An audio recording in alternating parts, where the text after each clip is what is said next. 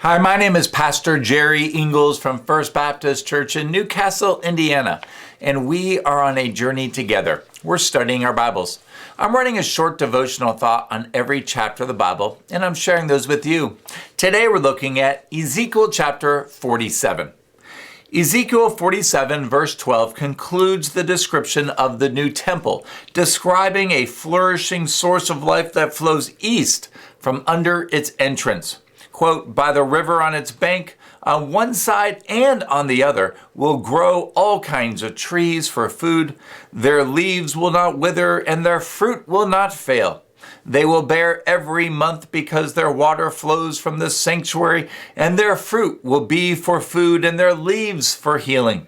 The imagery of this abundant river describes a right relationship with God, as emphasized by the following scriptures. Now let me give you three other examples. First, from Psalm chapter 1, verses 1 to 3. How blessed is the man whose delight is in the law of the Lord, and in his law he meditates day and night. He will be like a tree firmly planted by streams of water, which yields its fruit in season, and its leaf does not wither, and in whatever he does, he prospers.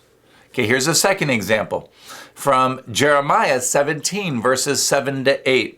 Blessed is the man who trusts in the Lord and whose trust is the Lord, for he will be like a tree planted by the water that extends its roots by a stream and will not fear when the heat comes, but its leaves will be green and it will not be anxious in a year of drought nor cease to yield fruit. And finally, from Revelation 22, verses 1 to 2, then he showed me a river of the water of life, clear as crystal, coming from the throne of God and of the Lamb in the middle of its street.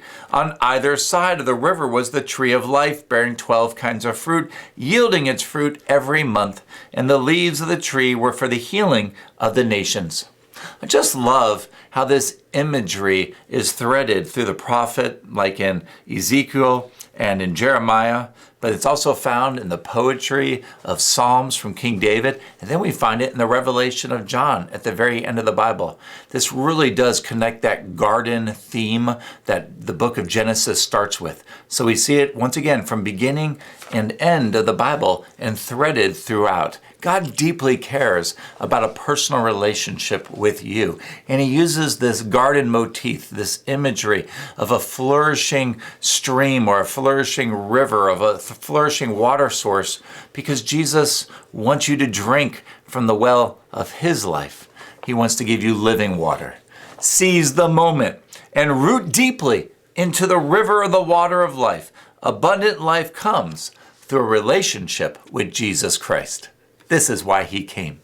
Drink deeply. Seize the moment.